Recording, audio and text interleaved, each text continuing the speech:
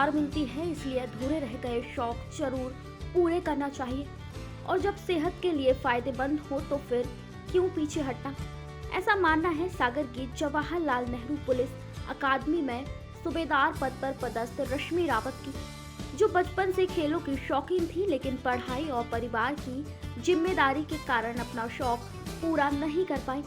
रश्मि जब 40 साल की उम्र पार करने के बाद अपनी फिटनेस को लेकर सतर्क हुई और जिम जाना शुरू किया तो पावर लिफ्टिंग का शौक चढ़ गया। शौक भी ऐसा चढ़ा कि पहले जिला स्तर पर पहला स्थान हासिल किया और फिर इंदौर में स्टेट चैंपियनशिप में हिस्सा लेकर प्रदेश भर में पहला स्थान हासिल किया।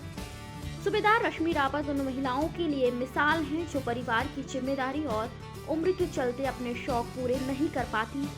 जब उम्र के पड़ाव पर बीमारियां घेर लेती हैं तो अपने आप को लाचार पाती हैं। सागर स्थित जवाहरलाल नेहरू पुलिस अकादमी में पदस्थ सूबेदार रश्मि रावत की बात करें तो बचपन से खेलों की शौकीन रही रश्मि रावत नौकरी और परिवार की जिम्मेदारियों के चलते दिन भर व्यस्त रहती थी। पुलिस अकादमी में सूबेदार की नौकरी और परिवार में 2 बच्चों के पालन पोषण की जिम्मेदारी के चलते रश्मि रावत अपनी तमाम इच्छाओं और शौक को भूल चुकी थी। लेकिन उम्र के 40 पार करने के बाद उन्हें लगा कि सेहत के लिए जरूरी है कि वह फिर खेलना कूदना शुरू करें, तो उन्होंने जिम जाना शुरू किया। पहले तो फिजिकल फिटनेस के लिए उन्होंने जिम जाना शुरू किया, लेकिन जिम में वर्कआउट के दौरान उन्हें पावर लिफ्टिंग का शौक चढ़ गया। उनको देखकर कई लोगों ने चैंपियनशिप में हिस्सा लेने की सलाह दी।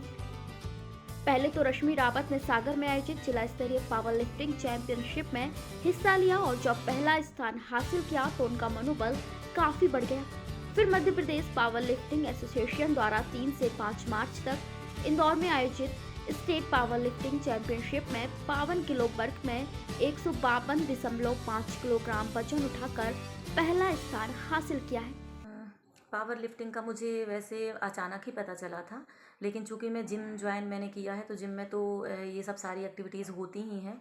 और फिर मुझे जैसे ही इसका पावर लिफ्टिंग का पता चला तो क्योंकि मेरा ये बचपन से सपना था कि मैं किसी गेम्स में नेशनल जाऊं, तो मैंने फिर तुरंत ही उसको एक्सेप्ट किया जो ऑफ़र आया था, मतलब इसका जो डिस्ट्रिक्ट लेवल का मुझे पता चला था। और वहाँ पे जैसे ही मुझे यहाँ भी मेरा मतलब फर्स्ट नंबर लगा था, गोल्ड मेडल यहाँ भी मिला था, तो मैंने फिर कंटिन्यू किया उसको। अब परिवार भी है और नौकरी भी करनी पड़ती है, तो इस सब के बीच एक सब कैसे मैनेज किया गया? हाँ, परिवार और नौकरी के बीच में थोड़ा सा कठिन रहता है मैनेज करना। लेकिन अगर कुछ चीज़ अपन कोई संकल्प कर लेते हैं या कोई चीज़ मतलब अपनी सोच रहती है तो उसको मतलब कर सकते हैं, मैनेज तो कर सकते हैं, क्योंकि हमारे पास काफ़ी टाइम रहता है दिन भर में।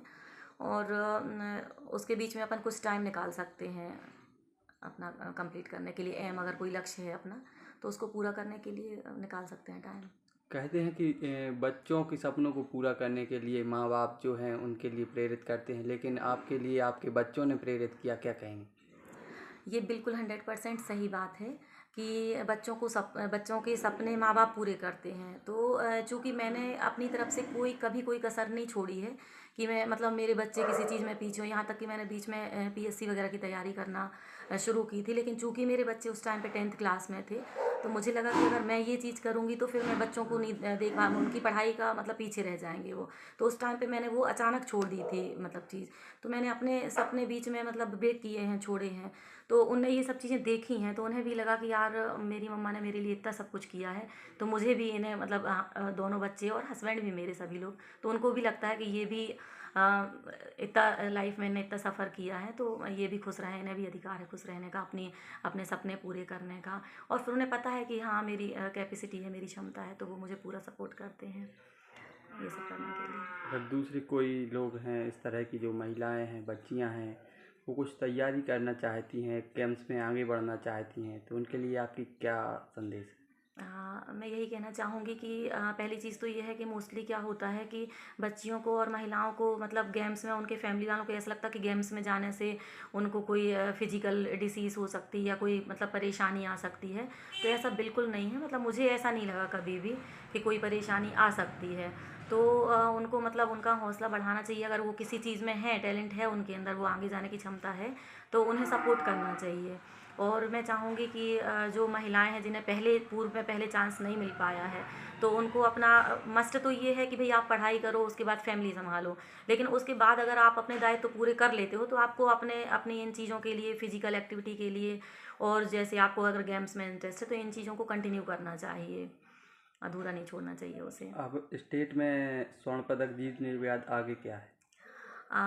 स्टेट में मुझे स्वर्ण पदक मिला है, तो ऑब्वियसली मैं बहुत ज़्यादा खुश हूँ, और ये मेरा बचपन का सपना पूरा हुआ है, मैंने पहले भी ये बताया है।